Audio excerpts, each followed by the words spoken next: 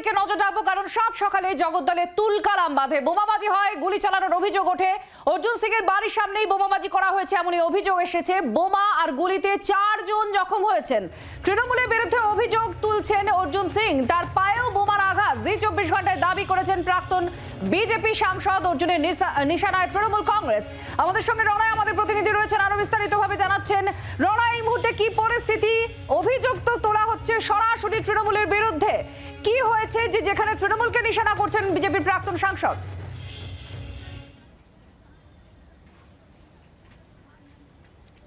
দেখো আত্রি, তুমি জানো যে এই ব্যারাকপুর কমিশনারেটের যে জগদ্দল বলো বা ভাটপাড়া বলো, এই সমস্ত জায়গায় রাজনৈতিক সংঘর্ষ আমরা অতীতেও দেখেছি। আজকে সকালবেলা যে ঘটনা ঘটেছে, একদিকে তৃণমূল কংগ্রেস এবং অপরদিকে বিজেপি, অর্থাৎ দুপক্ষই একে অপরের বিরুদ্ধে অভিযোগ করছে।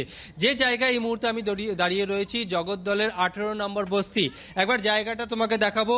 এই সেই জায়গা যেখানে কিন্তু দেখা যাচ্ছে এখনো স্পট হয়ে রয়েছে, এখানে বোমা পড়েছে। অর্থাৎ রাজনৈতিক সংঘর্ষ বলা চলে বা পুরনো শত্রুতা বলা চলে বা পারিবারিক অশান্তিও বলা চলে। এই তিনটে কারণ কিন্তু ইতিমধ্যে খতিয়ে দেখা শুরু করেছেন তদন্তকারী কর্তারা।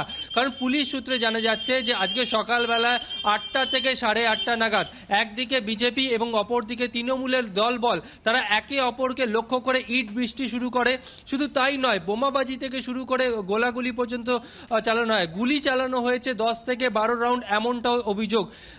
বিজেপির প্রাক্তন সাংসদ অর্জুন সিং অভিযোগ করছেন তৃণমূল কাউন্সিলরের ছেলে নমিত সিং এর বিরুদ্ধে। অপরদিকে নমিত সিং এর মা, অর্থাৎ যিনি কাউন্সিলর 18 নম্বর ওয়ার্ডে, তিনি অভিযোগ করছেন অর্জুন সিং এর বিরুদ্ধে। অর্থাৎ দুপক্ষই একে অপরের বিরুদ্ধে অভিযোগ করছেন। কি অভিযোগ? পুলিশ সূত্রে যেটা আমরা জানতে পাচ্ছি যে এলাকা দখলকে কেন্দ্র করে যেরকম লড়াই বারবার এই এলাকায় হয়েছিল বা রাজনৈতিক সংঘর্ষ, আজকে সকালবেলার ঘটনা অনেকটা তাই। আবার কেউ কেউ এলাকার বাসিন্দারা বলছেন নমিত সিং বা অর্জুন সিং এরা কিন্তু আত্মীয় এবং সম্পত্তিগত তাদের মধ্যে ঝামেলা হয়ে থাকতে পারে। এখানে রণয়, তুমি আমাদের সঙ্গে থাকো। দেখুন, একটা সূত্র, পুলিশের সূত্র যেমন এক দাবি করছে, আবার স্থানীয়রা বলছে যে এরা পরিবারেরই অংশ, এদের সম্পত্তিগত বিবাদ ইত্যাদি প্রসঙ্গগুলো তারা তুলে ধরছেন। অর্জুন সিং এর বক্তব্য এবার শুনুন, তিনি কি বলছেন। আপনারা যে ছবি এই মুহূর্তে দেখছেন, অর্জুন সিং এর পোস্ট করা ভিডিও, সেটা আপনাদের আমরা যেমন দেখাচ্ছি। এবার অর্জুন সিং এর অভিযোগটা এবার শোনাবো, তার বক্তব্য শুনুন।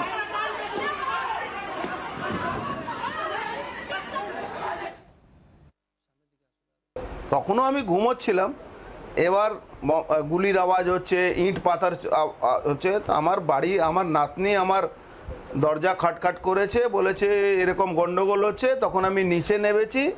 নিচে নেবার পরে দেখছি এরকম ইট পাথর গুলি ফুলি চলছে। এই ব্যাপারে সবথেকে গুরুত্বপূর্ণ ম্যাটারটা হলো কি পুলিশের উপস্থিতিতে এই ঘটনাটা ঘটেছে। 20 জন পুলিশ, খুব কম হলে 20 জন পুলিশ ছিল, আর 20 জন পুলিশের মধ্যে এই ঘটনাটা ঘটেছে। যারা করছে তারা তৃণমূলের কাউন্সিলরের ছেলে, আগেও অ্যারেস্ট হয়েছিল বম চালাবার জন্যে।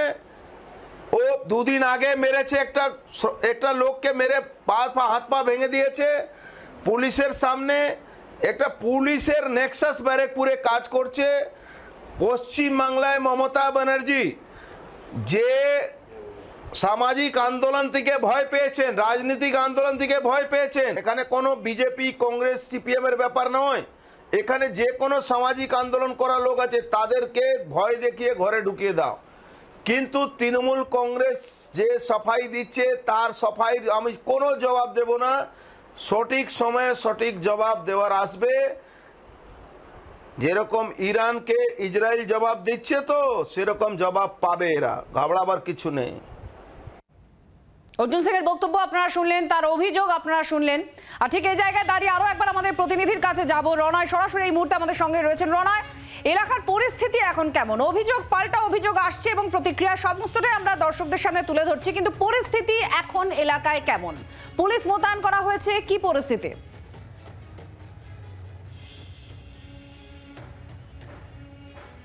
দেখো আত্রি, যে জায়গায় ঘটনা ঘটেছে সেই জায়গা ছাড়াও আশপাশে যে সমস্ত জায়গা রয়েছে প্রত্যেকটা জায়গায় ব্যারাকপুর পুলিশ কমিশনারেটের তদন্তকারী কর্তা যারা রয়েছে তারা কিন্তু টহল দিচ্ছে। আমি একবার ছবিটা দেখাবো, অর্থাৎ যেখানে এই মুহূর্তে আমি দাঁড়িয়ে রয়েছি সেটা হচ্ছে নমিত সিং এর বাড়ি।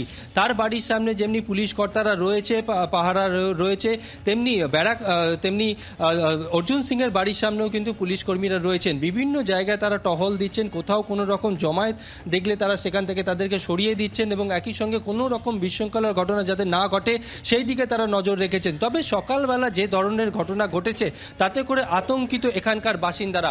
পুলিশও জানার চেষ্টা করছেন ঠিক কী কারণে এই ঘটনার সূত্রপাত। আশপাশে সিসিটিভি রয়েছে, আমি একবার ক্যামেরা পার্সনকে বলবো ঘুরিয়ে দেখানোর জন্য। তুমি যে বাড়িটা দেখতে পাচ্ছ, যে বাড়িতে সিসিটিভি লাগানো রয়েছে, এই বাড়িটাই হচ্ছে 18 নম্বর ওয়ার্ডের কাউন্সিলর সুনিতা সিং এবং তার ছেলে নমিত সিং এর। তার বাড়ির সামনে পুলিশ পাহারায় রয়েছে, তার ঢিলছোড়া দূরত্বে রয়েছে অর্জুন সিং এর বাড়ি, তার বাড়ির সামনেও পুলিশ কর্মীরা রয়েছেন এবং জায়গায় জায়গায় পুলিশ টহল দিচ্ছে। বেশ কয়েকজনকে আটক করা হয়েছে এমনটা পুলিশ সূত্রে আমরা জানতে পারছি। তাদেরকে জিজ্ঞাসাবাদ করা হচ্ছে এবং যে জায়গায় ঘটনা ঘটেছে সেখানকার বাসিন্দাদের সঙ্গে কথা বলছেন। তবে পুলিশ প্রাথমিকভাবে মনে করছেন পুরনো কোনো শত্রুতা বা রাজনৈতিক শত্রুতা হতে পারে। গোটা ঘটনা তদন্ত করে দেখা হচ্ছে। বাংলার আওয়াজ, বাঙালির আবেগ, জি 24 ঘন্টা।